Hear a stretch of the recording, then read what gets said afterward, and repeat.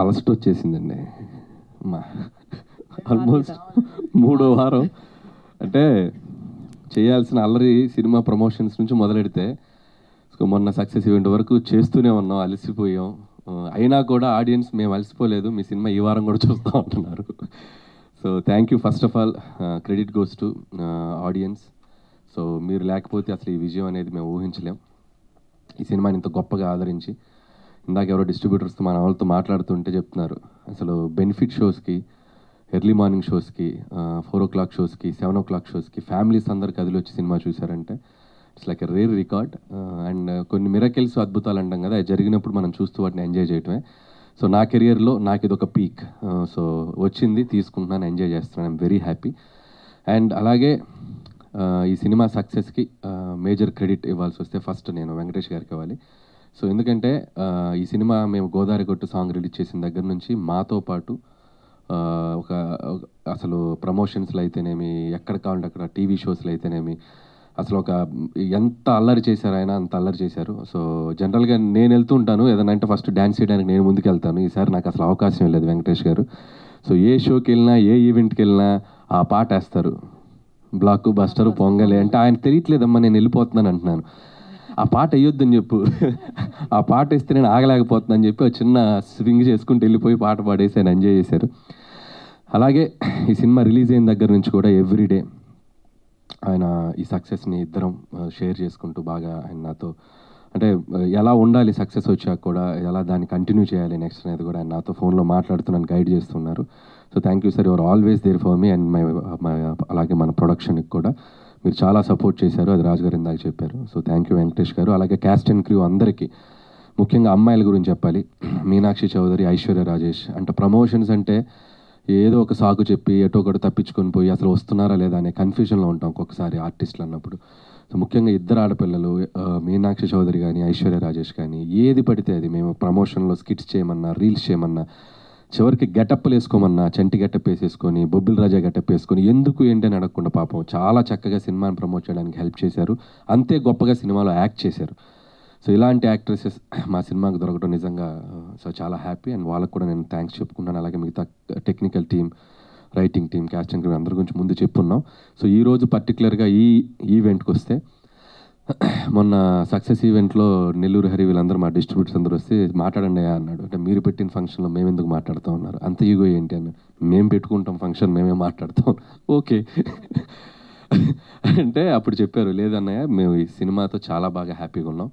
So ఈ cinema తాలూకు మా ఫీలింగ్స్ కానీ ఏదైనా మేము హ్యాపీగా హైదరాబాద్ వచ్చి ప్రస్తుతం మేము షేర్ చేసుకుంటా ఉన్నారు ఓకే అని చెప్పడం జరిగింది. వచ్చారు అందరూ చాలా హ్యాపీగా, వాళ్ళు ఈ సినిమా ద్వారా వాళ్ళు ఎంతో సంతోషపడ్డారు, చాలా హ్యాపీ. యాజ్ ఎ డైరెక్టర్గా నాకు పటాస్ నుంచి నేను ఫస్ట్ ఆలోచించేది తీసిన ప్రొడ్యూసర్ నవ్వుతూ ఉండాలి first, that is my target.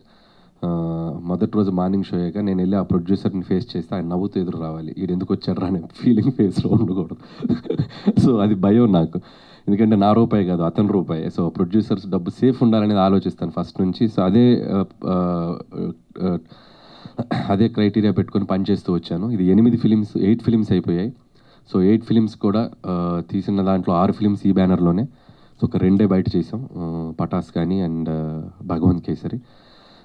So ఈ 6 సినిమాలో ఎంత వచ్చింది సార్ రాజు గారు?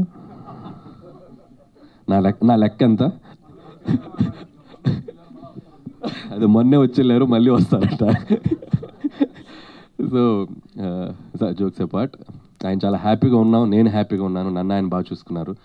సో అలాగే నేను చేసిన సినిమాలు వాళ్ళు హ్యాపీగా ఉన్నారు. అండ్ ముఖ్యంగా ఎస్విసి అనే బ్యానర్ మేము కాలేజ్ డేస్లో నుంచి, నేను ఇండస్ట్రీకి వచ్చిన రోజుల నుంచి కూడా చూసాను, ఎన్నో గొప్ప ఫిలిమ్స్ తీసిన బ్యానర్ అది.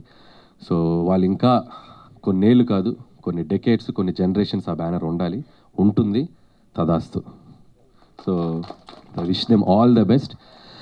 అలాగే డిస్ట్రిబ్యూటర్స్ అందరు బ్రెయిన్లు సీడెడ్ శోభన్ గారు చెప్పినట్టు ఈవినింగ్ అయ్యేసరికి ఫోన్ చేసేవాడిని, పాపం ఎంత కలెక్ట్ చేసింది, ఎంత చేసిందని. పాపం మిడ్ నైట్ అయినా ఫోన్లు ఎత్తేవాడు.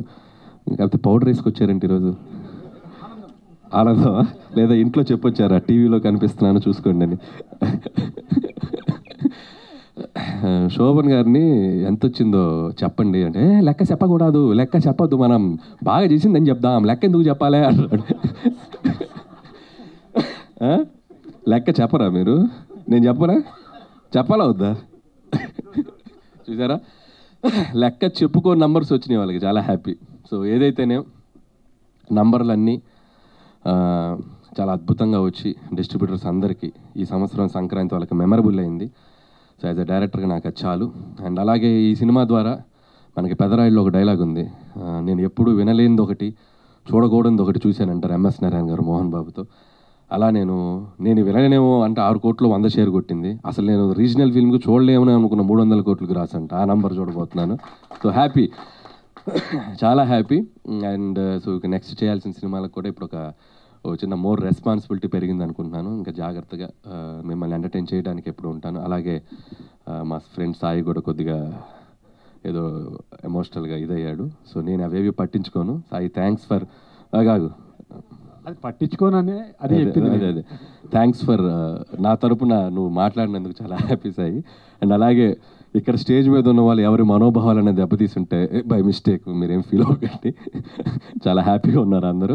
సో అందరి తరపున నేను అడుగుతున్నాను, so be happy and stay positive and ఫిర్ మిలేంగే.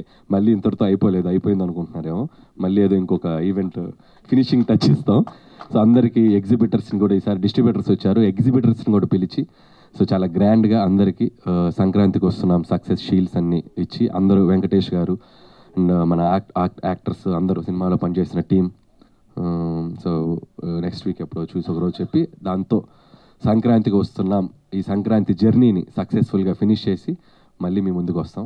So once again thank you. అలాగే మీడియా మిత్రులందరికీ మమ్మల్ని భరించారు ఈ 1 month.